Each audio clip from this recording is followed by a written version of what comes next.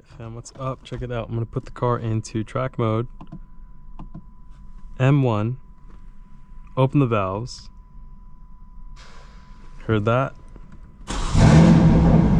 Woo-wee!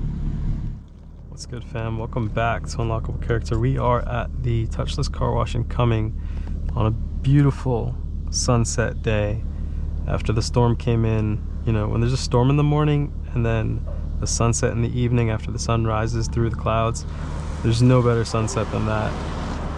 Especially when you have like a foggy, stormy morning and then it all clears up. It's looking really beautiful, especially getting the car cleaned right now too. And guys, I'm at 18,000 miles on the car, so I want to do an updated review. 18,000 miles in. This is my third G82. My first one was a 2021 M4 rear-wheel drive competition. Second one was a 2024 M4 competition Xdrive. And then this is my third one, the LCI, the 2025 M4 competition Xdrive. There's a few changes on the inside. These nipples here are one of the big changes for the climate controls, the design of the vents, the ambient lighting, and this textured pattern as well in the vent here is new. They did away with the competition badging here after I think 22 or 23, so this is the HIM decal. This is a one of one though that you can't get, so it's a great way to put, you know, something on there. I actually have other decals, guys. Seen it on my previous videos. Hit me up if you want them. I can ship them out. Just message me on Instagram and you'll be able to purchase them. But the steering wheel as well is another change for 2025. Flat bottom, new structure. Looks really cool, to be honest. It has a 12 o'clock marker, and I did Fiona Red for this car, full leather, which means you get, you know, the stitching, red match stitching at the top. This in leather, goes across the dash, and I think it adds that premium element, which, you know, carbon bucket seats with full leather, that combination is a really nice premium feel for the car. I think it elevates the car into that next level, which is the six-figure price point, you know what I mean? And that's where this car sits. This is $118,000, and to be honest, you're not really getting a fully optioned Porsche anywhere close to $118,000. You guys know what I mean? Like the Carreras are gonna be like $175,000 with options, you know? So at this price point new, especially if you want to lease it, this is the car that does it all. It's rear-wheel drive, but it's also all-wheel drive. The competition Xdrive you can put into rear-wheel drive. You literally make it M2 and switch it into rear-wheel drive at any point that you want. It's super, super comfortable, so when everything is off, you know, the car literally sounds like it's like stock, especially if you modify it. So this has the Mastery of Art and Design downpipes, catless downpipes. Also has the single mid pipe, the SST valve controller, the Mastery of Art and Design engine bay intakes, and a custom XHP transmission tune and a custom MHD ECU tune, which also has a little bit to do with how the car sounds. I have the the burble set to 0.1 seconds on the tune, so you barely hear any burble. It's basically one pop, which is the best. At each shifting point, pop. You know what I mean? So, interestingly enough, it wants us to take this right. Normally, I go just straight across. I've been taking this right more often based on just Waze recommending it, so. Alright.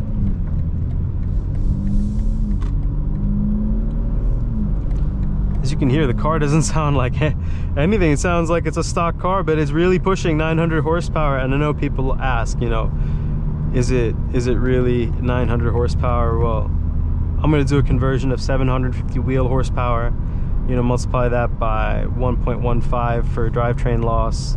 It's an all-wheel drive car, so that gets you to right about 900 horsepower. And to be honest, there's nothing more that I want out of the car. I don't need 800, 900 wheel horsepower because I don't want to run a crazy tire setup. Like, I can just run factory sizing tires, front and back. And the car has traction. That's the crazy thing, you know what I mean? If you want to blow the tires off through 4th, 5th gear, like, that's great, but you're not going to build a car that also has driver feel. You know, so there's disadvantages of a lot of power, although there are advantages.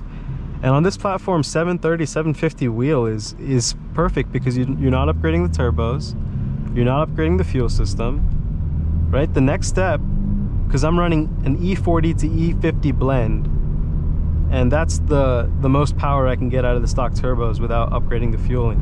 So like logically the next step would be port injection, which you get a different manifold, or you drill into your existing manifold and increase the fueling volume capability of the car, you know?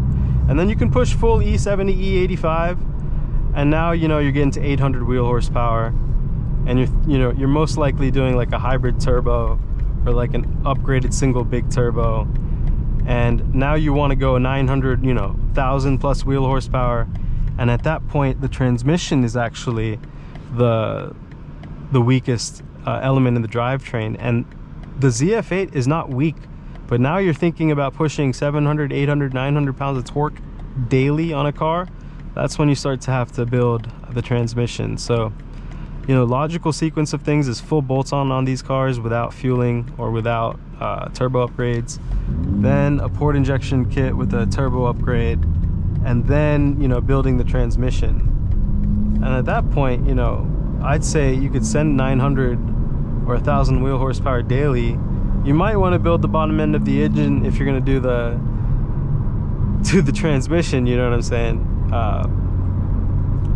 But yeah, I mean, at that point, the car is putting down like world class numbers, like 8-second quarter mile numbers, And it's kind of crazy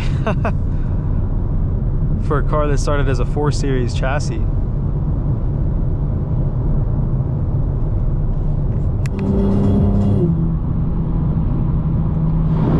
Sometimes I just get activated, you know what I mean? Because a ton of bad driving and you just want to get past everyone.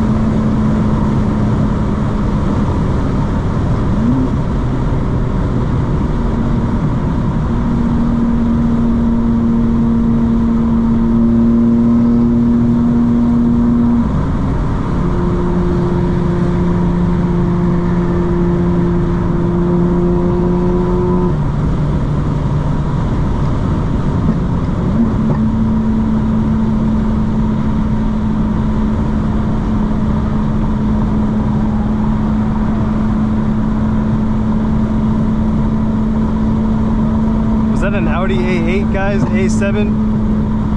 Honestly, can't tell.